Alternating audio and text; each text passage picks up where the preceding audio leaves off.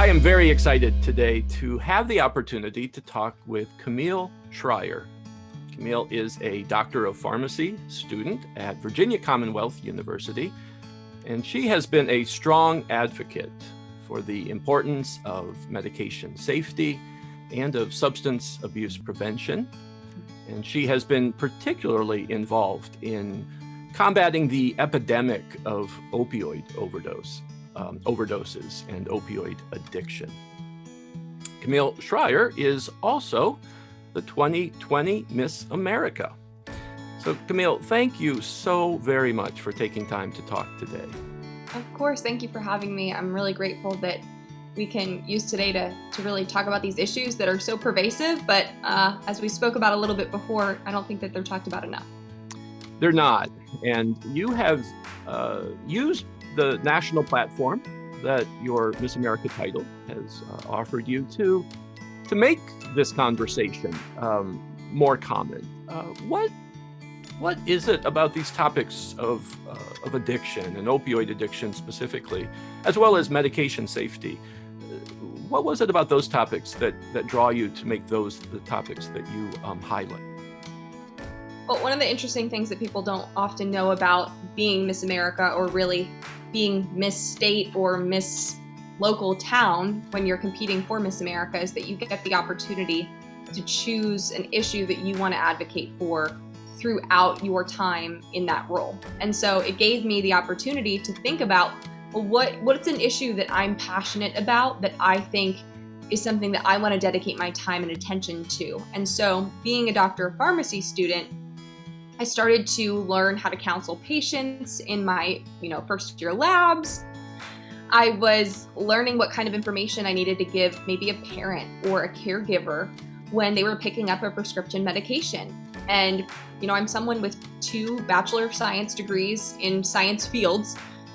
And I started to realize, I was like, this is a lot of information. And, my mom was a nurse growing up. She was always very cognizant of the substances that I was taking, whether or not they were over-the-counter medications or prescriptions. And I felt overwhelmed in those situations of the information that I needed to not only give to that fake patient at that time, but, thinking about being that person who was responsible to give that to another person, or even to give it to yourself. Sure.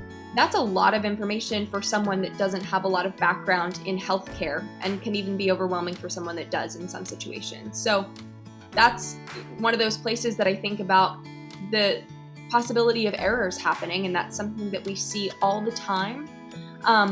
Honestly, I think the statistic is every 8 minutes a parent or caregiver makes a medication error that affects a child in the home. Wow.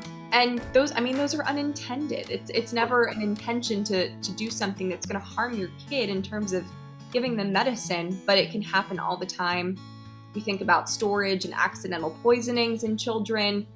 And so that was a big thing that I thought I could talk about. Yes. But on the other side of this, I took a naloxone training class when I was a pharmacy student, and I really had no concept of substance use disorders, the statistics on how many people lose their life to an overdose in this country. I didn't really even know what Narcan was and how you used that. I knew that Narcan was something that had to do with overdoses, but I didn't really understand what it was or what it did. And there's so many common misperceptions around substance use disorders and overdose and Narcan. And so I said, you know what?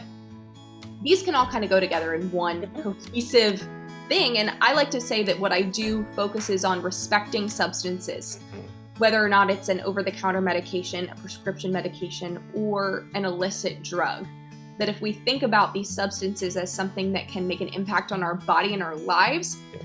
potentially in a positive way, but also can be dangerous in so many ways. That's kind of what I do in a whole.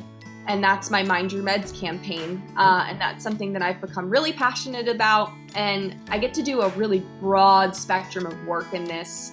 I'll be with kindergartners one day talking about what drugs are, or I'll be at a recovery center talking to moms that have lost children to overdoses. And so it's an emotional roller coaster of what I do get to do, but it's it's something that I'm glad that I had the opportunity to develop throughout my pharmacy education.